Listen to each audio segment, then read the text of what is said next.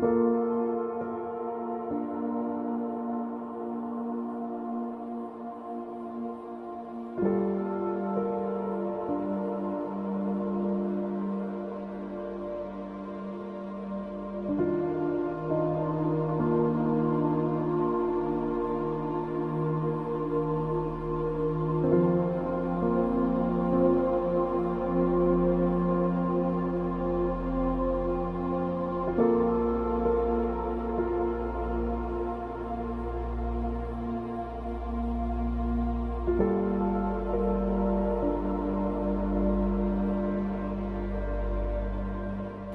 17th of October marks Omani Women's Day.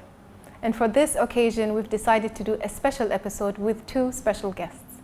I welcome Shadya Al Ismaily and Suad Al Riyami to HerStory. Welcome. Thank you. Thank you very much. First of all, we start by wishing happy Omani Women's Day. Oh, thank you very much, and we wish all the ladies out there a very special day on that day. What does this day mean to you? I mean, how do you feel every year when this day happens? What does it move within you? Well, I'd say I feel really lucky to be in a country like Oman. I feel special as well that I have a day that's mine, Yes. Omani Women's Day. I feel independent, powerful, yeah. What about you, Shadya? Well, I think it is a great gift to all Omani women, and we should really work hard to prove to our great father, His Majesty the yes. Sultan, that it was worth it, and we are up to the trust that he has put on us. We'll make him very proud of all of us. I'm sure you will, and you have, mashallah, through your journey. I've introduced you, but I haven't said who you are. You are the owners of Deema, Yes. and Deema is a boutique jewellery, which has started off as not even a dream, maybe just a hobby with you, Shadya. So if you could just Sure. tell me, how did it all start, and did you ever see, we are sitting here in your boutique today, and did you ever see this happening? Well, to start with, the credit goes to Suad.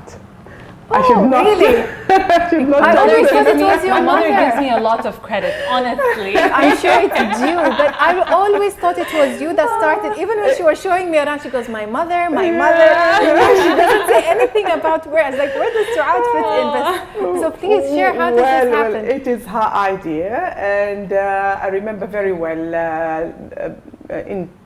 before 2008. Yeah. She used to tell me, Mama, you are very good in designing, you do a good painting and drawing.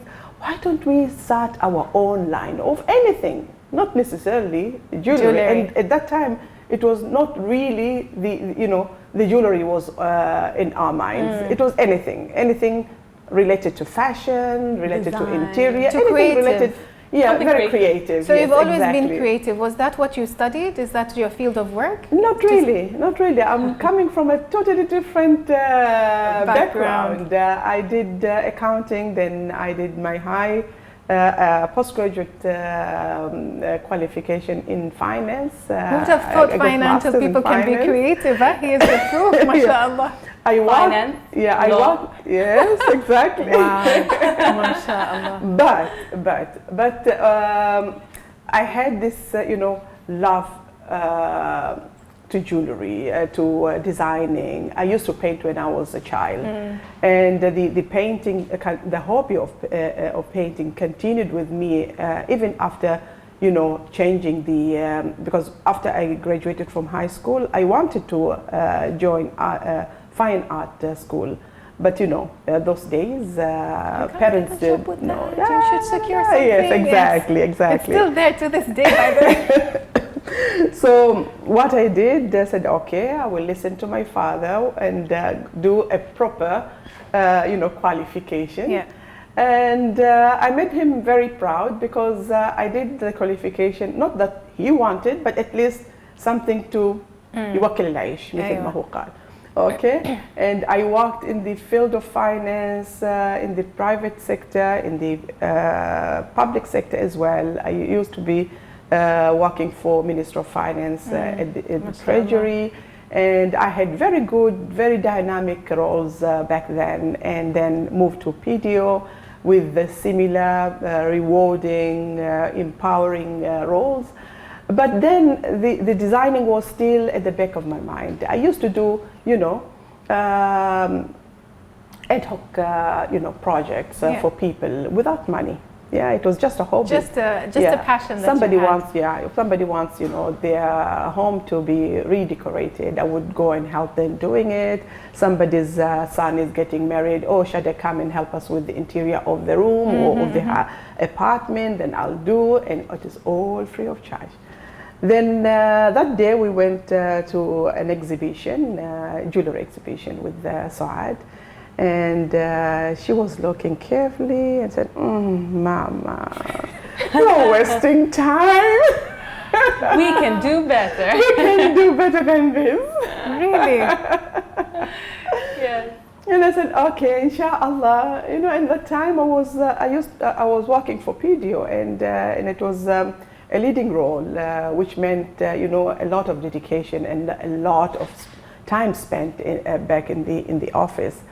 I used to go back home very late, and I rarely had the time, for anything else. Exactly. Yeah. So I said, inshallah, inshallah, and that was inshallah, just just inshallah. Okay, Saad, one day. just Quiet.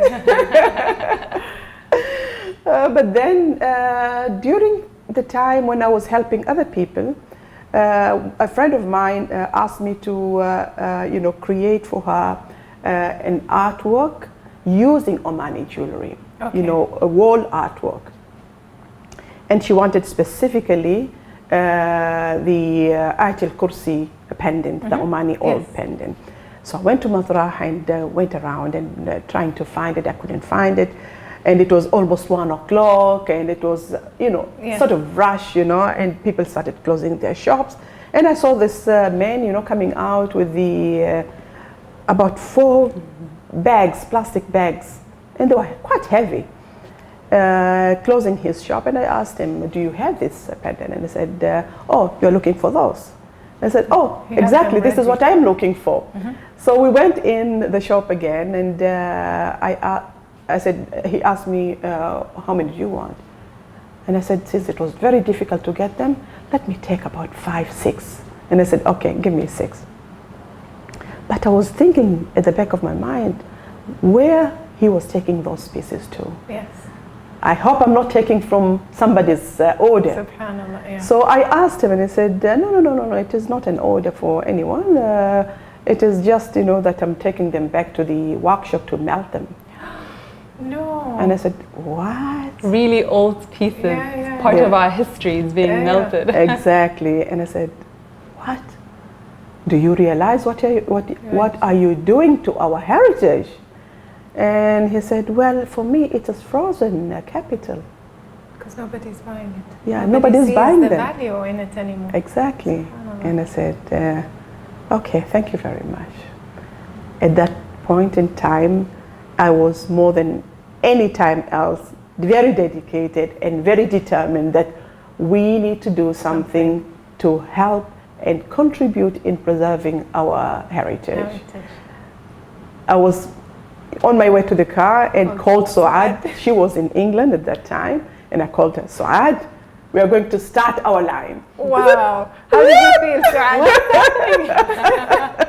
Oh, I was very excited. Obviously, I didn't expect it to be where we are today. I didn't expect the pieces to be, this creative and this intricate.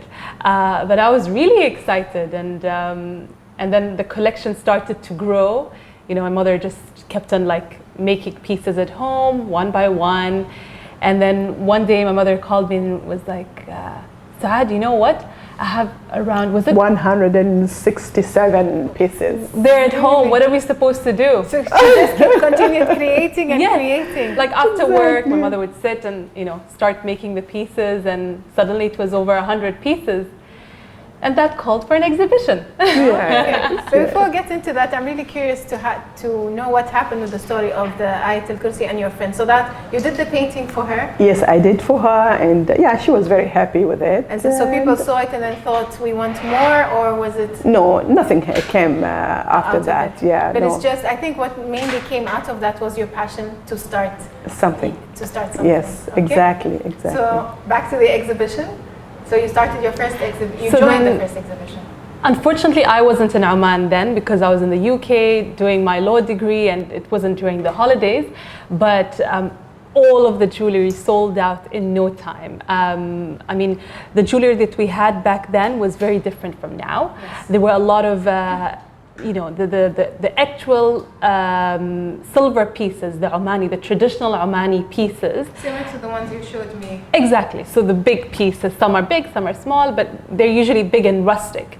Okay, and we mixed it with pearls and crystals. Put the Shadya touch in there. Exactly. So it went in how many minutes? The first 2 hours, 80% of the collection was gone. Allah. So that goes to see that there was a shortage in the market where people were actually wanting something authentic and something Omani. Exactly. And you filled that gap. Yes. So you must have thought, okay, that's it. Yeah. It was very encouraging. I'm sure in fact, it was very encouraging. And before, let us go a little bit before the exhibition. I was discussing with my husband. I said, now I have this. We have this 167 pieces. We need to do something. We need to show to the people. But when we show to the people, it means we are starting serious. Yes. And when I start something, I don't go back. I will make it happen, and I will make it a success. That is that's why I was very reluctant at the beginning to start with anything, because I didn't have time. But this one was like a push for me, and a motivation for me to start something. And then we said, okay, we will start. We will do the show, but then we can't launch the collection without a name. We can't. We have to be, professional. You have to be a brand. You can't. It's no longer Shadya in her spare time. Exactly. This is full business. Exactly. So we went and registered the company, and we came up with Deema as the name of our brand, and which I understand is the name of one of your daughters. My youngest daughter. Yes. And that is, of course, after taking permission from Suad. Yes. Come on. It's a nice, it's a nice name. It rings beautifully. Exactly. It's when I see Deema, I see the two of you and all the beautiful details. So well done on picking the name. I'm sure Deema is very happy. Oh yes, she's very happy. Super happy. So then now you started with jewelry, and I understand there was different collections, and the way you did your jewelry changed. As in, you still kept the heritage, but you also tried to be more. You would call it what's the term? Contemporary. Contemporary and. For the high end. What's the bespoke? So we have a bespoke line where we would design things that are bespoke, specifically, of course, made for our clients. And for example, when it comes to the chinaware, also the linen, we'd actually go to the room where our products are going to be in our client's room, whether it's the dining room or the bedroom, and have a look at the details, the different details, like the details, the design on the table, the colors of the curtains, for example, or the rug, the walls, and design something specifically not for that client, but for that client and for that room, specifically for that room. So it's super bespoke. So your services then are jewelry designing, and of course, ready-made jewelry that you have in your boutique. So you've got linen and you've got dining wear. Yes, chinaware, bone china. Yeah, that's right. So how did it all start, the progression? You said, okay, I'm good at jewelry. Did you think, okay, I want to do something more, or was it, I saw something missing in the market again, similar to how you started? How did this progression happen? Let me tell you one thing before we get there. So at first we started as a jewelry brand, but then later on, as we realized that there is more demand, there is demand for more things in the market, we label ourselves as a design house. Okay. So we can design anything We can design anything, but we always stick to our design lines, so to our concepts, the concept that we follow the same concepts in all of our products. So no matter what piece we see, we know that's Deema. Yes. Exactly. There's no doubt about Yes, it. yes. So now I want to talk a bit about the logo because I'm curious. Okay. Okay, which is, I hope we will show it inshallah in the video, which is these two seahorses. Now why the seahorses? Right. Has anyone asked a question? My mother will answer. I want to see them thinking, I really want to ask. I think this is a perfect Mysterious opportunity. seahorses.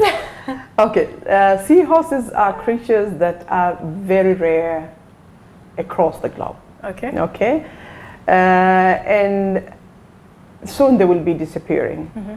They live in certain seas, and some of them are in the Omani waters. Okay, so they are rare. That's why they are precious. Okay, they are in Oman. All right.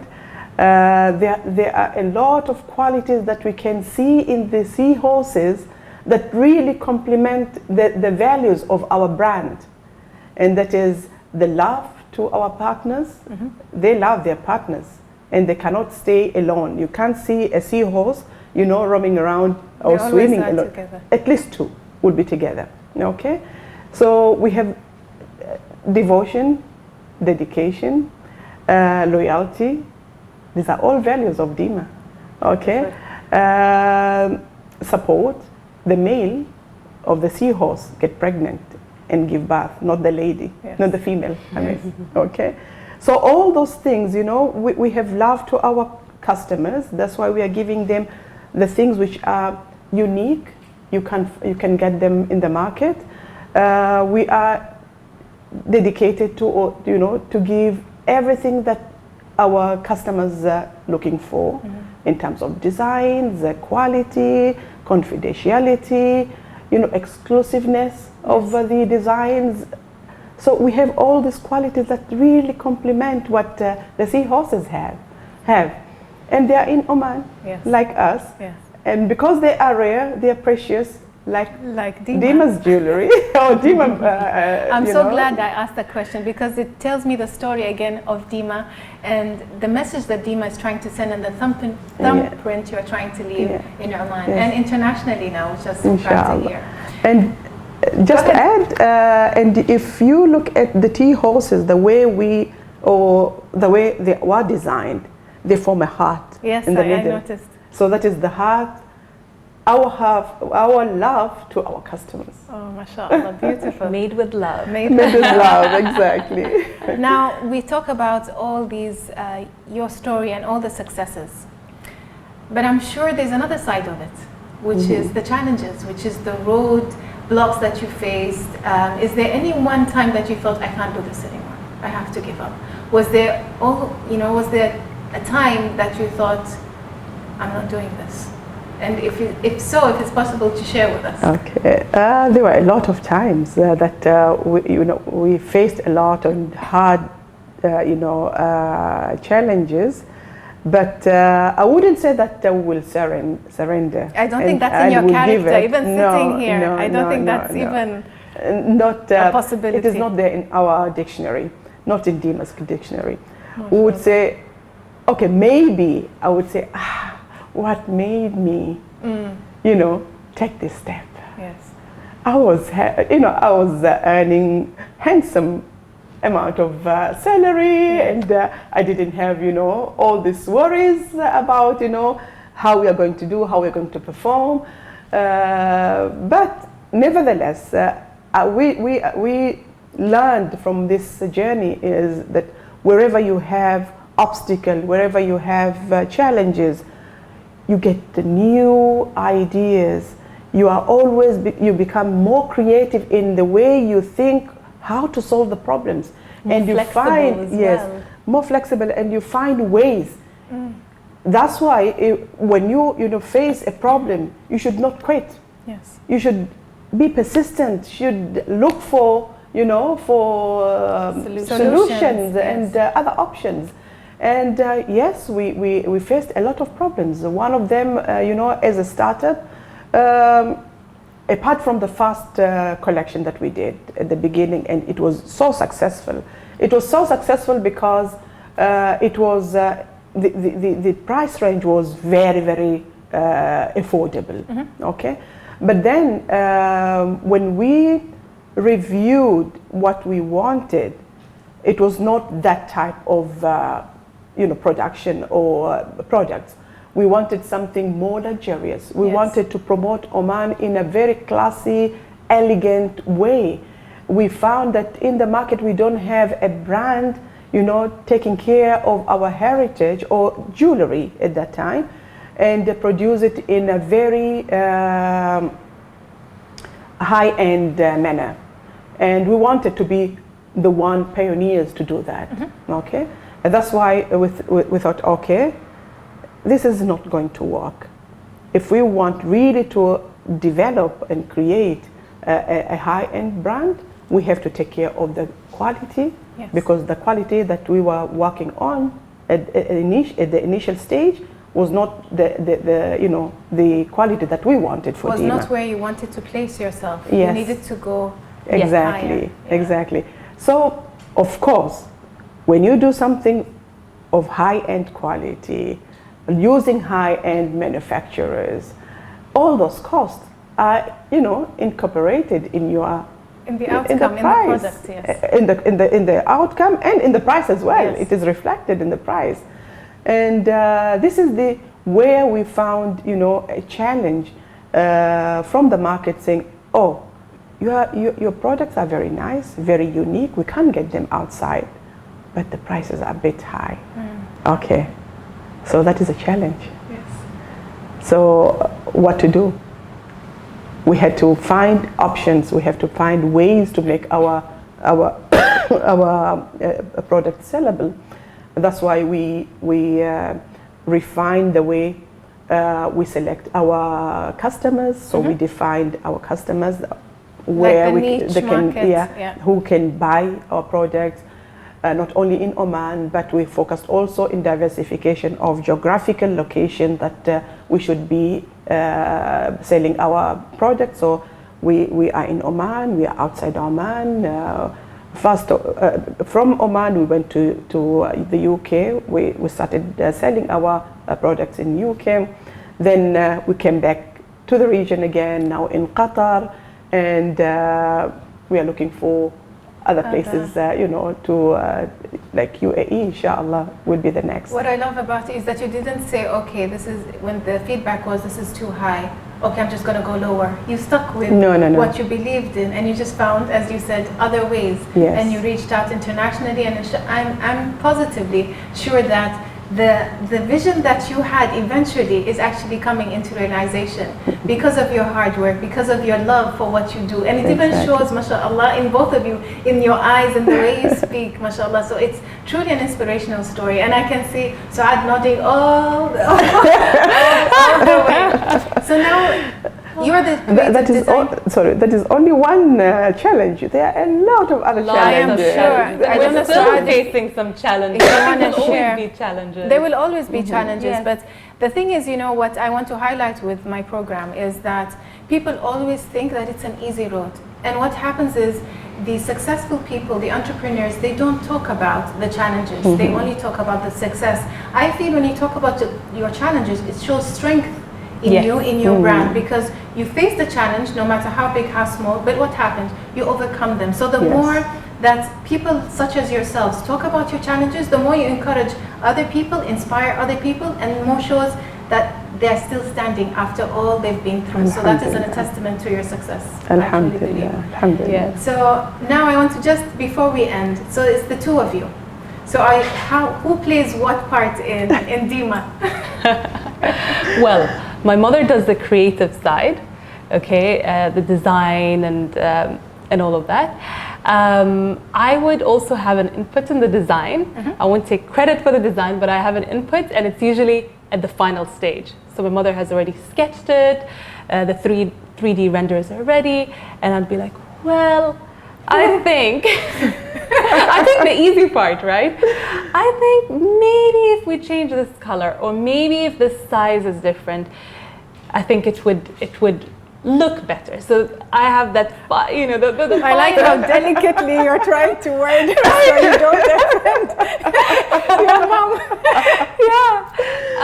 So that's what I do. I also handle the marketing side of it. So exhibitions, looking for retailers. When it comes to social media influencers, you know, that's also a big thing at the moment. You know, working with them and all of that. I'd work on that. And also, since I'm a lawyer by profession, I also handle the legal side of Deema. So, I mean, with us, exclusivity is everything. Yes, so confidentiality is very important. Of course. When we promise our customers that this is a one-off piece, It is a one-off. it is a one-off piece. That means our manufacturers have to know it's a one-off piece, that they shouldn't, you know, manufacture it for someone else. So, yeah, we deal with the legal. I deal with the legal side as well. And how does it feel working with your mom, and vice versa? It's lovely. It's nice. Actually, it's quite natural because, well, I wouldn't say you always work with your mother, but like it's a person that you've always been dealing with, Who's always been there for you anyway. exactly. Yeah. So it's quite natural, I think. Yeah. And how do you feel, Shadya? Well, Having your I'm- daughter support you in this way from the beginning and to this day, she's Yes. still there. Yes, and she's still a yes. big part of Deema. Well, I'm glad she's here. I'm glad. And you don't know, the day when she's not around, I feel there is something very big is missing in the office. Yeah, no, I'm very glad that we are working together and we are getting along very, very well. Alhamdulillah. I think we both good listeners. Yeah. So when, for example, when Suad tells me something, when she gives me her ideas, I'm very open to, you know, to criticism, and I know because you wouldn't cover everything Yes. in the market, and you can't say that you are, you know, the professional and the brain behind the you know, the brand, and you should not listen to others. You are a team for a reason. And you have the same goal. Exactly. Yani if there's any input, is to make it better, not to make it worse. Exactly. And it's having that mindset, I think. It's not Exactly. like, oh, she doesn't like it, what's wrong? You know? Yeah. When you take it personal, and it's not personal. It is Yes. not. It is not. That's why I really listen to her. We listen also to even our customers when they come in, and we seek their, you know, opinion, views on what they have seen. We take their views very seriously. I think Yeah. this is great advice for anyone watching who wants to start a business, who has a partner. So listening is key Yes. with partners and as Of well course. with your clients. Yes. And just to wrap up, as you're both entrepreneurs, you've both seen a lot of challenges. What is your advice, each of you please, to whoever is watching who wants to start something? Maybe somebody's in her room right now painting and has this vision of starting her own brand. What would you advise her or him? I would say first, before you start your business, look for somebody who is maybe working in the similar field, and sit with them and have their, you know, advices. We do entertain a lot of girls who came to us and, you know, asked us about how to you know, to go about different things, how to start and all. We are very openly, you know, help them. We give them our advices. We give them our 10 years of experience in, you know, shorter period, and we advise them the ways and the different options that they have. So we don't want them, you know, to go through the whole thing, same yes, of process, course. the same mistakes that we have done. We want, you know, to shorten the journey for them. So we give them different options. You can do this, you can do that. It depends, you know, on what you want and how, you know, much patience that you have. What about you, Suad? Any final words of inspiration? Well, I think it's important to have a clear goal from the beginning. Yes. Okay, so you have to know exactly what you want to do. Maybe even jot it down in a paper so that everything is clear, and kind of stick to, well, not kind of, but stick to that plan. And of course, things do happen every now and then, and you will have to change the plan, but at least you're within those lines, and you wouldn't kind of divert. It's important to focus, to have a clear focus and a clear goal, I'd say, and then just be persistent as well. Okay. Yeah. Thank you so And, much. once you have decided and everything is clear, stick to it, make it work. Don't listen to Don't listen to people. negative. We have had a lot, but you know what? It was that and getting out there. It must, I think, touch you emotionally, but you just don't let it affect you. No, You just think, not at this all. is what I'm going to do, and this is how I'm going to do it. And it will work. And it will work. I love the positive vibes I've been Thank getting. I think you. it's, again, a testament to your success. And Deema, as it is, it's made with love, mashallah, and I can see it in both of you. Thank فالله you. يبارك في تجارتكم يا رب آمين يا العالمين. رب. آمين. And there's still more to come. Of course, Inshallah, there'll be more and more to come. Wish you all the success. We don't feel that we've reached there yet. No. No. Mashallah, I wish you all the best. Thank Thank you you so very much for much. having us today. Shukran. Thank you. Thank you.